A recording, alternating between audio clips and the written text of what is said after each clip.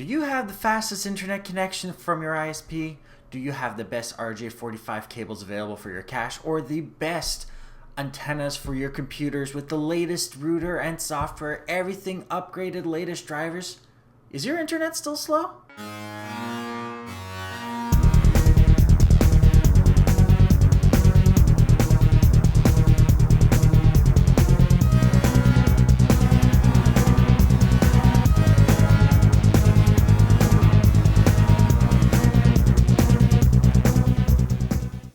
My name is Steve Smith. This is TQA Weekly. If ever you have any questions, comments, suggestions, and/or stories, email me at ask@tqaweekly.com. Go to my website, tqaweekly.com, and use the contact form. And of course, you can always use the comments box down below. Today's episode is brought to you by ProXPN. ProXPN is a virtual private network that allows you to use the internet the way it should be, anonymously and without oversight. For 20% off your brand new ProXPN account, that helps us all out. Go to proxpn.com/podcast and use the coupon code TQAWEE. Today's topic is all about why your internet connection is so slow. And before I get the coaxial cable versus optical cable crews at the bottom of the screen, fact: electrons can travel from your network packets can travel at only 66% the speed of light in a coaxial cable. Data can pass through an optical cable at 200 million meters per second. By the way, 66% the speed of light is 197,863,022 meters per second. So there is so little difference. 3 million meters per second is nothing between both. So a packet leaving New York going to Sydney takes approximately 80 milliseconds to reach its destination, or 1/12 of a second. Double that for a return trip, and that is how fast the packets can travel all over the world. And here's another fun fact: since most of the internet is copper and not fiber optics, especially in the huge internet cables in the oceans and everything, it would normally be faster to send your connection through copper than optical cable, just because of the detour.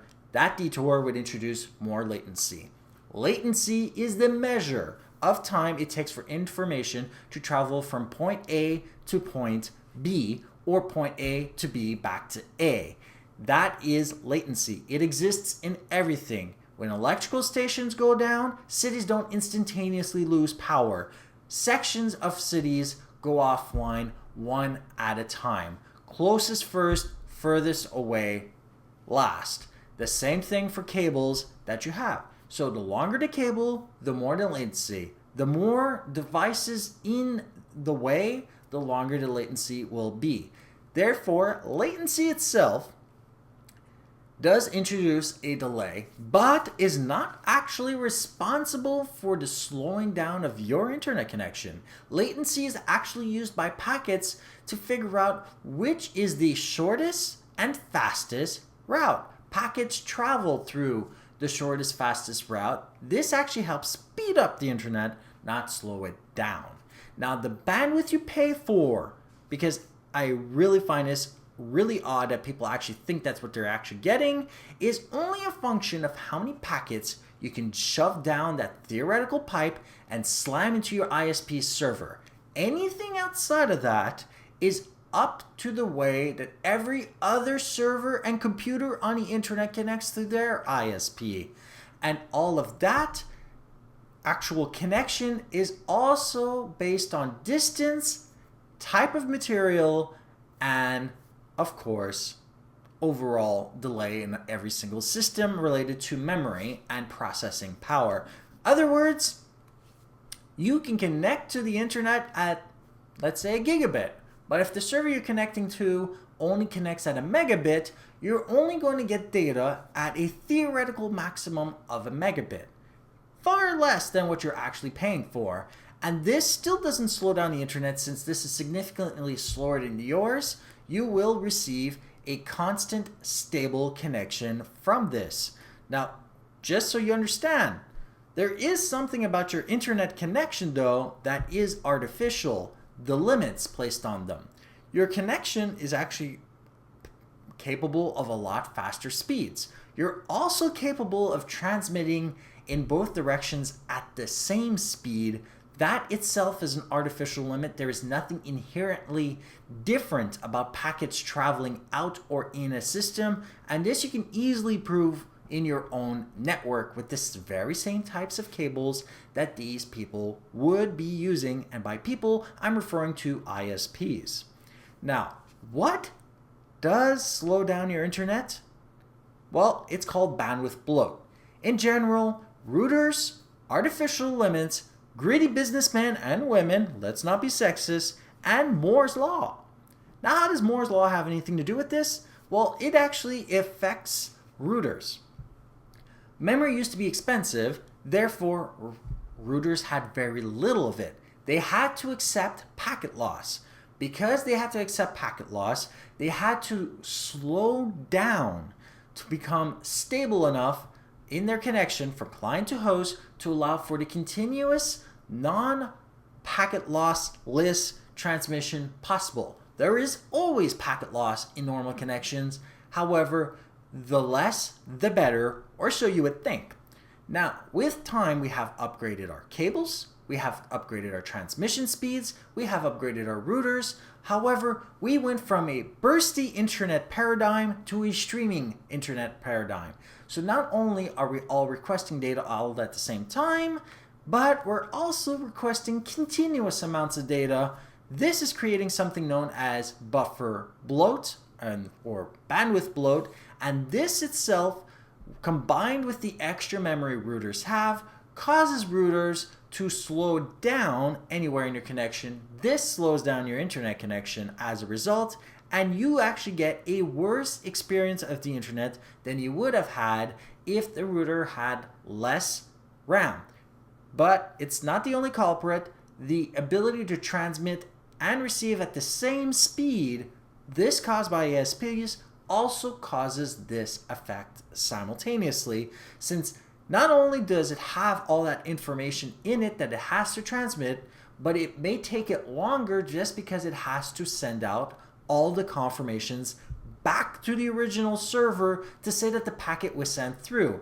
Now, if there's no packet loss being received by that server either, because of course the ISP is artificially slowing it down, the originating host server will continue sending out packets not knowing that one of the routers in transmission cannot take any more. That, however, is a pretty significant problem that is not immediately capable of being fixed. Your internet is slow because technology is too advanced and because of greedy business people in the process.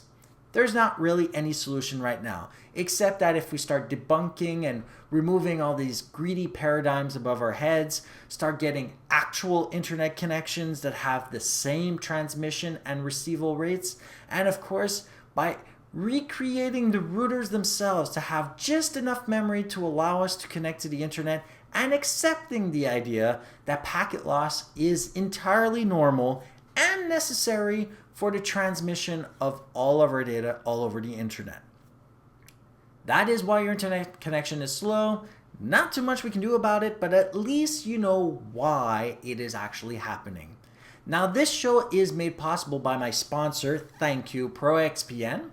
Now more than ever, your online freedom and privacy are under threat. Governments and ISPs want to control what you can or cannot see while keeping a detailed record of everything you do. Plus, that free Wi-Fi at the coffee house or airport terminal is putting you at risk because your passwords and sensitive data can be easily intercepted more than you might think. ProXPN is a global VPN, virtual private network that works with almost any internet connection. It creates a secure encrypted tunnel through which all your online data passes back and forth. Yes, it will create a little bit more latency, but you'll get more in security. Any online application can work with ProXPN, including your web browser, email, file sharing, and instant messaging programs. ProXPN keeps everything you do online hidden from prying eyes, disguising your physical location, and giving you unfettered access to any website or online service no matter where you live or travel to. So, they have complete online privacy with a 2048-bit encryption key and 512-bit encryption tunnel. Works with OpenVPN or PPTP, protects you against your ISP 6 strikes rule, bypasses internet filtering, blocked websites, geographical restrictions for internet content and online video with worldwide servers in the US, UK, Asia, and more, has software for Windows and Mac, offering advanced controls allowing you to select which programs or ports you want to anonymously root through, so you can always, kill all the noobs on Steam while watching videos for Netflix in a different country. ProXPN also works with iOS and Android, allowing you to use your data plan or public corporate Wi-Fi with complete and total privacy on the go. No app required, but they do have apps for both these platforms, so just go and visit their website for those. And those apps are actually free. 24/7 customer support, world class. All you need to do to support my show and to help them out, basically, it's to help me out and get this awesome product, is to go to proxpn.com/podcast for more information and to sign up. TQA Weekly watchers and listeners also get a free 30-day risk-free trial. Remember to visit proxpn.com and sign up with the coupon code TQAWEE. That is TQAWEE. ProXPN premium accounts are normally $9.95 a month if you paid per month, or $74.95 for the entire year. We have a special offer for you. Use the coupon code TQAWEE and you receive 20% off the lifetime of your account. So something like $5 a month as opposed to paying $10 a month if you actually paid for the entire year in one shot. A worthy idea of trying. Thank you for watching this show. I hope this helped you understand a little bit more about the internet and the world we live in now. And next week I'll be talking about viruses. Goodbye, and let's see you here next week. Thank you for listening to TQA Weekly. Show your support by liking this episode, subscribe to get our latest episodes as they come out, and share with friends and family who may benefit from such a show as this. You may send us your questions, comments, suggestions, and or stories to ask at tqaweekly.com. For our show notes, links to our Android application, alternate means of subscribing to our show, and information on joining our weekly newsletter, head over to tqaweekly.com. Stay safe and online, and have a great day.